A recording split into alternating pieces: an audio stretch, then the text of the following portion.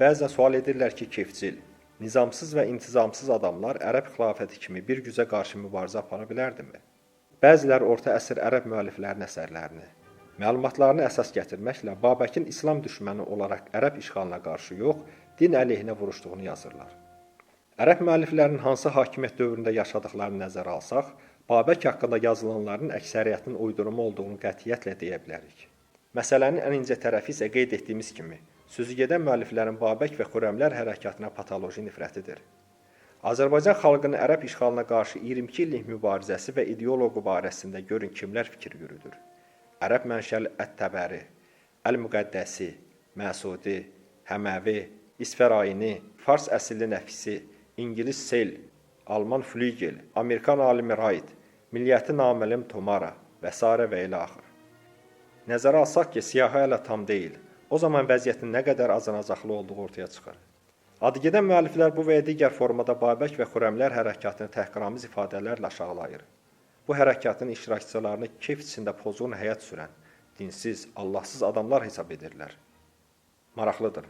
Kefcil, əxlaqsız adamlar ərəb xilafəti kimi bir güzə qarşı 22 il mübarizə apara bilərdimi?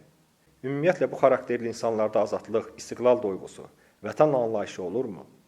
Ziddiyyətli fikirlər Babək və ardıcıllarının Quranı qəbul etməsi və məscidlərinin olmasında özünü göstərir. Bu baxımdan Əş-Şəhrəstaninin Babəkilərin Qurana dayanaraq onu xürrəmicə izah etmələrini, Əl-Bağdadinin isə bəzdə xürrəmlərin məscidinin olmasını yazmaları maraq doğurur. Belə çıxır ki, bu müəlliflər Babək və tərəfdarlarının müsəlman olduğunu bilirdilər. Lakin tutduqları mövqe və siyasi vəziyyət onları necə lazımdırsa yazmağa məcbur edib. Burada sual yaranır ki, əgər Babək və Xürrəmlər atəşpərəst idilərsə, Quranı qəbul edə bilərdilərmi? Yaxud zərdüştlər nə vaxtdan məsciddə ibadət edirdilər? Göründüyü kimi, Babəki xristiyan, atəşpərəst elan edən həmin ərəb müəllifləri özlərini təkzib edirlər. Ən başlıcası isə nə qədər təhrif olunsa belə, Babəkin qan donduracaq, üstündən təxminən 1200 il keçməsinə baxmayaraq bəşəriyyətə heyrətə gətirən qəhrəmanlığını gizlədə bilmədilər. Ərəb xilafətinin mirzələri olan bu tarixçilər Babəki Karfagen sərkərdəsi Hanniballa müqayisə etməyə məcbur olmuşdular.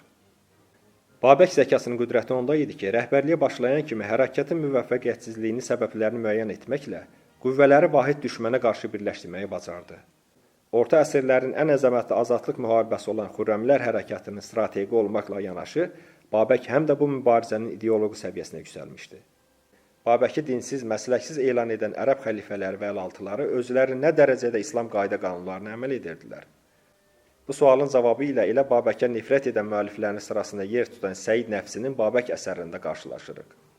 Xəlifə Möhtəzimin həyat tərzindən bəzi nüansları açıqlayan Nəfsi, özü də bilmədən, xəlifənin ən böyük İslam düşməni olduğunu oxucuya çatdırır.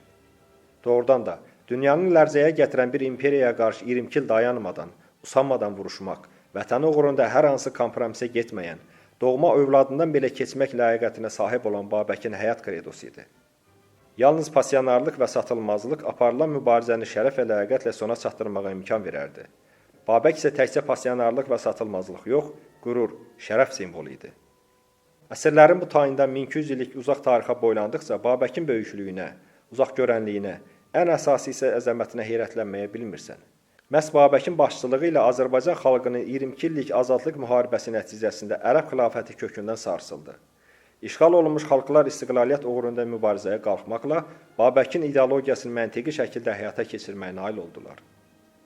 Babək şərəfli, eyni zamanda təkrarsız həyat yolu ilə özündə sonraki azadlıq mücahidlərinə bir mayak oldu. Nə yazıqlar ki, biz heç bir millətdə mövcud olmayan bu cür təkrarsız şəxsiyyəti yad ellərin ixtiyarına vermişik. Görəsən, heç vicdanımız ağrıyırmı ki, tariximizi bizə düşmən olan yad ellər yazır və haqqımızda məqsədli şəkildə mənfi fikirlər formalaşdırırlar.